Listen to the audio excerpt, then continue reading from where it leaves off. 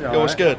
Yeah, man. This is literally all we used to record. So we got the boys here, and we're just chilling down at Blue Water. Yeah, like where are we right now? Yeah, just chill meet. Got quite a few cars here.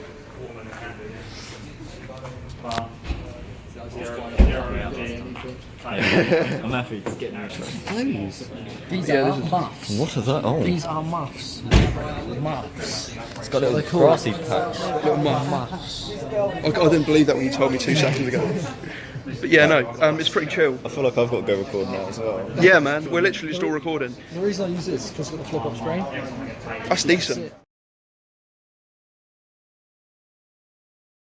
That was a random clip from the meet the other day. That was awesome, by the way. There we met Wilson's Garage, Ash Holder, Tommy, and Luke Bourne from Bourne Vlogging. So make sure you go and check out all those channels, because if you enjoy watching my videos, then their videos are even better than mine, because mine suck. Good meet, nice chill time, met some nice people there, and shout out to all the people that were there. Really nice settings. So we met there, went into the car park. That was really chill, Blue Water car park, and then the security came and trouble happened, etc. We apologised. Then we went to a nearby car park to chill for a little bit, Asda, and then one of Tommy's mates accidentally hit a fox, and it wasn't very nice. The fox was still alive, but obviously it was, we had to deal with it. They called the RSPCA, took the fox away, I believe.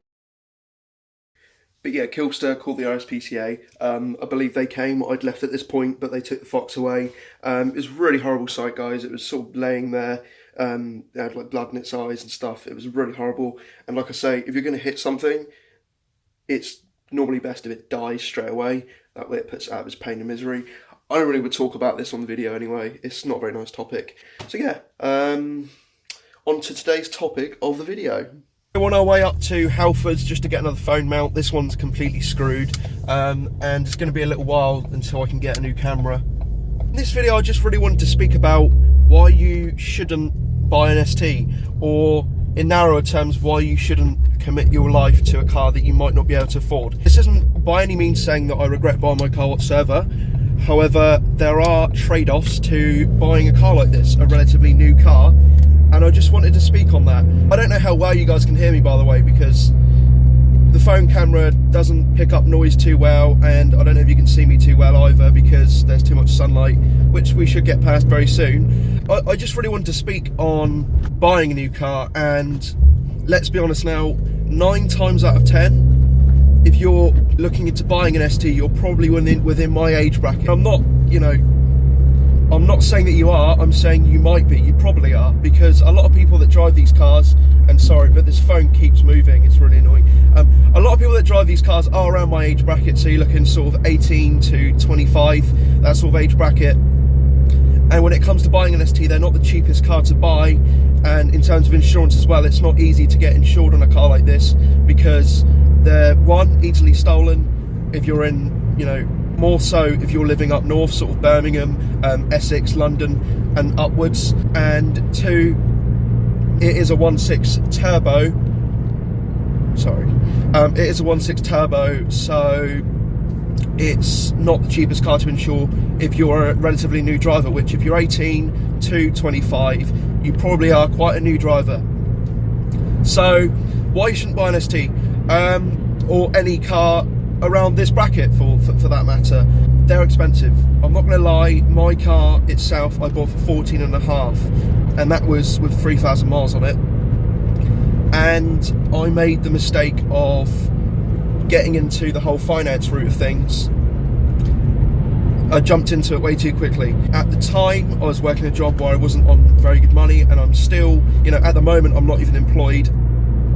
So you've got to just take into account like risk factor and stuff, because like I say, if you've got an ST, you probably financed it. You either got a bank loan, or you financed it through Ford or whatever company whatsoever, etc, etc. Not a lot of people around our age bracket buys these cars outright. If you're looking at buying an ST, you're more than likely looking at finance as well. So just one thing to keep in mind is you've got to be very careful in terms of the decision that you make. If you're in a job and you've only been there a few months and you get accepted for finance, who's to say that you're not going to lose that job? And I hope you don't, I really hope you don't, but who's to say that you are not going to lose that job? Maybe you didn't pass your probation period, etc. Who's to say that, you know, you're going to get a pay rise, etc. So you just really need to take into account those things, because it will come back and bite you. I promise you. You know, if you're not in the best position right now and you're looking at financing a car, I wouldn't even, you know, bother.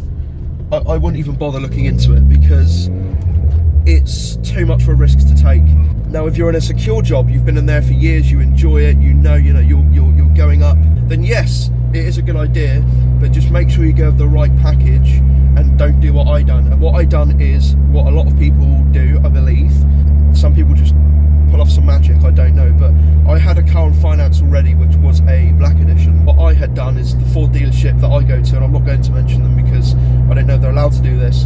What happened is I traded in the car and it was already modified, the black edition.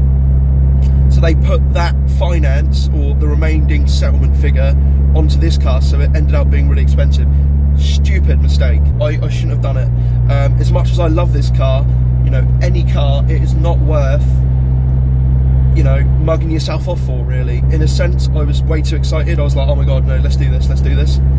And you're very clouded by that, I think. You're very clouded when you're sat there and you got that car in front of you, like, I really want that. You're so clouded by the fact that you want this car so much, but then you're not looking into the future. You're not thinking, you know, I'm going to have this car for 5 years. You're not thinking, you know, that I might not actually be able to afford this. So you've got to be so careful. That's a nice car. It's a nice ST. Z-Tech, I don't know. You've got to be so careful with your decision to make when it comes to buying a car on finance which is of this price bracket. I'm aware that, you know, there's certain STs out there that are only about 7k. Very, very rarely will you find a dealership selling one of those, and 9 times out of 10, if you're going to buy from someone, you're going to take out a bank loan, for example, rather than get a proof of finance. Now, a bank loan, on the other hand, I would, if you can get a bank loan, do it.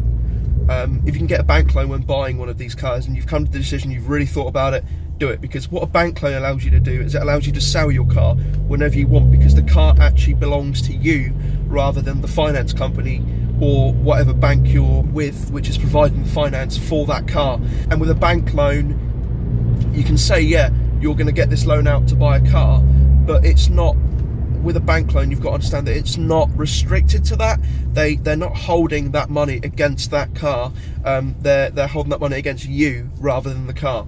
So when it comes to taking out a bank loan, you're allowed to sell that car whenever you want, and you're allowed to cover that bank loan. But when it comes to a finance car, you're not allowed to sell your car by any means, because the car does not belong to you. It is your car, you own that car, but the car itself, in terms of its monetary value, does not belong to you, if you guys understand what I mean. So when you're buying an ST, or you're buying any car for that matter on finance, just know that if you're financing it through a dealership, you're essentially financing that car, and that dealership or whoever's providing that finance owns your car. If you're getting a bank loan, which is separate to finance, but it's essentially, it's the same thing but with different ties and with different rules, then your car is not their car, it's your car in that sense. So you are allowed to sell it whenever you want, and you know, maybe you can't afford it anymore, or you can't afford the payments, you can sell that car, and you know, given you probably will sell it for less, but you can sell that car and you can still have that money to yourself, and you can decide what you want to do with it. Do you want to pay off your loan? Do you want to buy a different car which is cheaper? It's entirely up to you, and you can also settle the rest of that agreement through your bank. I guess what I'm just trying to say is, do not be put off by buying an ST or whatever car you want. You know, if you know you'll love it, you've test driven it, you love it, that's fine. But don't make the same mistake that I made and just jump to conclusions because it's there. And it's very tempting, because I've done it so much. I'm going to be completely honest now and say that a lot of the parts of my car are very expensive, and the reason for that is because I pay for them monthly. Do I wish I'd done that? Yes and no, because you got to understand, you're making a commitment when you're financing something like this, and when you're financing parts for your car, you're making a commitment to say that you are going to pay this off, and you're not going to miss any payments. If you miss payments, it gets very sketchy. So just keep that into mind as well. Sometimes it's not worth the unnecessary stress of, you know, oh crap, am I even going to be able to afford my car or whatever I'm financing this month? So you just need to be so careful. And a lot of people out there, including me, fell into this trap essentially of, oh my god, I can own this car now, like I can have this car, I'm going to finance it.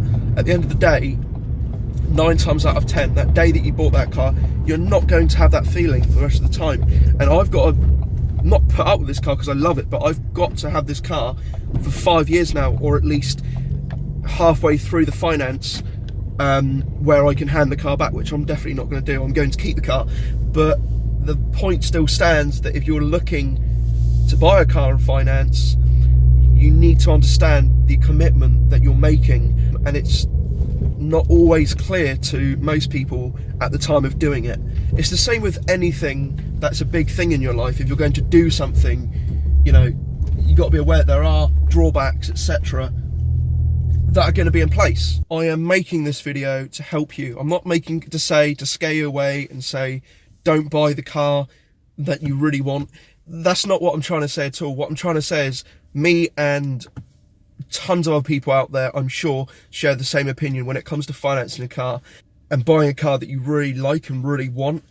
You just need to be, like I say, very, very careful. You need to take into consideration that you're going to be living with this car for however long you've decided to either take your agreement out, or for however long you've decided to pay your bank loan off for. Just keep that in mind. And when you're at my age, it's very easy to fall into that trap, because when you're first, you know, growing up, etc., which, you know, I was, when I just took out a finance agreement and thought, I want this, I'm going to buy it, I didn't know the potential like ramifications of doing so. That's not to say that I've missed any payments, touch plastic. I haven't missed any payments yet, but it does get very tight sometimes. When it comes into the account that I, one, dobbed in my Black Edition for my ST and put the remaining settlement figure on top of that. 2, the insurance for this car isn't the cheapest. Take that into consideration before you even buy this car. You need to do quotes everywhere, and you need to really research how much this car is going to cost you in insurance. Read road tax, which isn't a massive issue. You can pay that off monthly. That's like £10 a month. 4, petrol, fuel costs. How are you going to fuel the car? This car can be thirsty if you're driving it like a maniac all the time. If you're not, it's okay. Think about that when you're buying your car. And 5, your job. How long have you been at your job? Are you in a stable position? Are you enjoying it? Is there a chance for a pay rise to make it even easier for you? And 6, if you're looking into modifying your car, how are you going to do it? Me personally, I've financed, you know, the big mods on my car. The small mods I can pay outright. I pay them outright, but the stuff like the exhaust and the intercooler and not the turbo, I bought that outright, but the intercooler, the boost pipes, etc., I bought all in sort of one finance. You need to be ever so careful. Think about that before it comes to buying your car on finance. You'll thank yourself for it when it finally comes round to your decision, and just plan out how you're going to tackle it. I guess that's all this video is for, really, but I hope you guys enjoyed this video. This is by no means me, you know,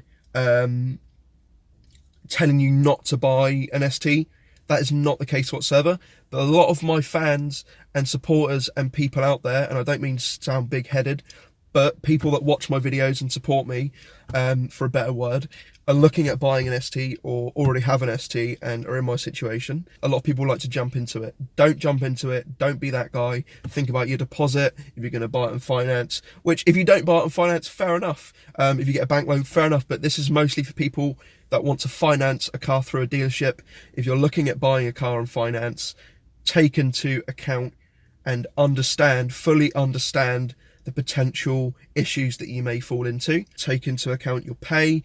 Just know that if you get accepted for the finance, just mean that does not mean by any means that you are going to, you know, be completely fine for the next 5 years, because I don't know you, you don't, you know, the finance company doesn't know you. They only go off of what you provide them, so they can only know so much about you, your job and everything. It all comes into account. Take into account, you know, any children that you may have, your house if you have a house, your rent. Can you afford this? Can you afford it? If you can't, it's not the worst thing in the world. Trust me. There are great cars out there that cost, you know, not even 10% of the amount that this car costs, and they're still so much fun. I remember my old Mark V Zetec S, which I still miss to this day. It had nowhere near as much power as this, and it was still an absolute blast to drive. You do not need power to have fun whatsoever. The ST does have power, yes. You can get the same power for like literally a fraction of the cost of this car, but it isn't a great all-round car. I would recommend it, but only if you can afford it. Just remember, guys, even if you got the money for it, that doesn't potentially... Fuck off. I'm just going to continue the rest of this video without the phone holder because it just keeps falling off. Even if you have the money, that does not exactly mean that you can afford it. I just hope this video put a message out to hopefully support you guys in your idea and maybe make you think about a decision that you may make in terms of financing a car. Just know that you are stuck with this car, and I'm not going to say it in a bad way. I'm just saying you are stuck with this car for the next few years if you do decide to finance it over a few years. So it's very hard to get out of that, and just know that you need to be careful. Be very careful. I'm sure a lot of you guys already know this, but if you don't, then this is just, you know, I want to help people at the end of the day, and if this message even helps one person, I've succeeded in my job of, you know, making sure that you don't make a silly mistake. I hope you guys enjoyed this video. I hope that I helped some people out there, and I hope that you make the right decision, whatever that is. I love my ST. There's nothing I can fault about the car. I've modified it. 17,000 miles in the car within the first year of having it, and I haven't even had it a year yet. Like, it's about a month away from having it a year. I couldn't imagine getting rid of it at the moment. I have looked at other cars which I wish I had, like the Astra J VXR, which I really like. You guys are probably going to hate me for that, but yeah, it's a Vauxhall, I love it. RS200 Clio 2009, my mate Tim got one after his Focus RS. Crazy car, handles insane, does a little beep when you change gear, and the brakes are awesome on it. And a Honda Civic EK9, which I've always loved, always wanted one, or an EP3. At the end of the day, you can't have everything. I am fortunate and grateful enough to have a lovely car like this, and I'm just very grateful. I enjoy it, and I enjoy you guys supporting me on my channel. It's been a massive turning point in my life, having a YouTube channel like this and actually being able to succeed on YouTube, and I am very overwhelmed by your support. So yeah, on that topic, or on that note, I'm going to leave now. I'm going to go to Halfords, get a better phone mount for now so we can record more videos like this. Hope you guys enjoyed it. Until next time, stay frosty. You take care, guys. Goodbye.